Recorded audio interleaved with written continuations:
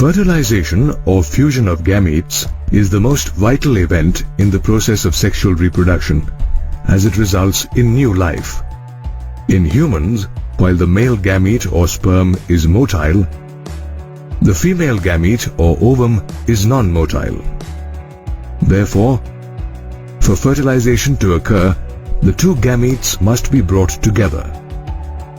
This is achieved through insemination, where the penis releases semen filled with thousands of sperms into the vagina.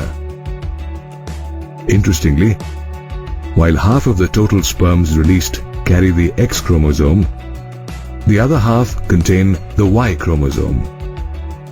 These sperms then rapidly move through the cervix, pass through the uterus, and finally reach the ampullary isthmic junction of the fallopian tube. In the meantime, the ovum, after completing the first meiotic division, gets released into the fallopian tube with the rupture of the Graafian follicle. Upon its release, the ovum begins to undergo the second meiotic division. However, the division does not go beyond the first phase. Interestingly, the ovum contains only the X chromosome. Studies have shown that the ovum is filled with cytoplasm called the yolk or vitellus, surrounded by a membrane called the vitelline membrane. The vitelline membrane is ensconced in another membrane called zona pellucida. However, there is some space between the zona pellucida and the vitelline membrane, which is called the perivitelline space. Surrounding the zona pellucida is a layer of granulosa cells called the cells of corona radiata.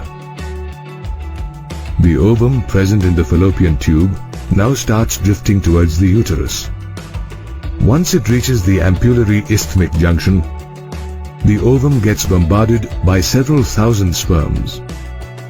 However, only one sperm penetrates the zona pellucida and initiates the fertilization process. Moreover, this penetrating sperm induces the zona pellucida to stiffen, which prevents other sperms from entering the ovum. After gaining entry through the zona pellucida, the acrosome present over the sperm's nucleus starts secreting enzymes that aids the sperm head to get through the ovum's cytoplasm while the sperm sheds its tail.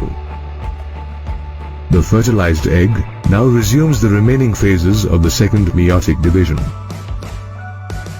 However, this division, being unequal, results in the formation of two unequal bodies, a haploid ovum called ootid and a second polar body.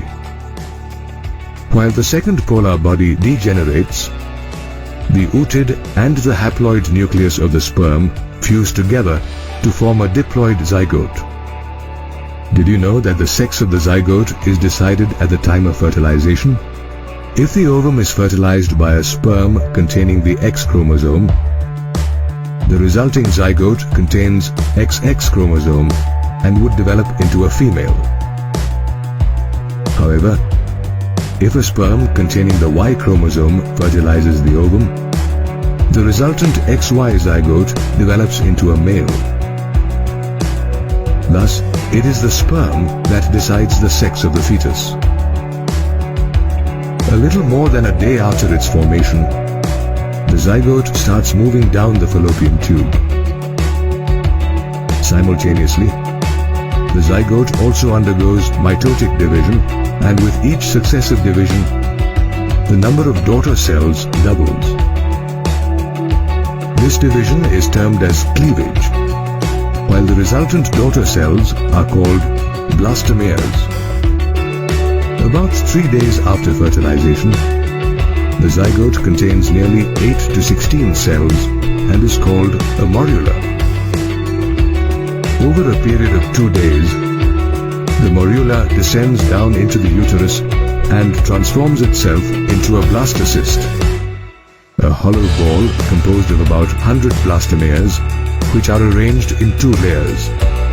The outer layer, called the trophoblast, eventually gives rise to the placenta, while the inner layer, consisting of a group of cells called the inner cell mass, eventually differentiates to form the embryo. Interestingly, at the blastocyst stage, the zygote, now called the embryo, gets attached to the uterus as the trophoblast grows outwards and penetrates the endometrial lining of the uterus. In response, the endometrial cells divide and start surrounding the blastocyst. This causes the blastocyst to sink and get implanted into the uterus. Once implantation has occurred, pregnancy gets initiated. Moreover, after implantation, inner cell mass cells get differentiated and begin to form the embryo. Embryo formation is thus a complex process that begins with fertilization and ends with implantation of the embryo.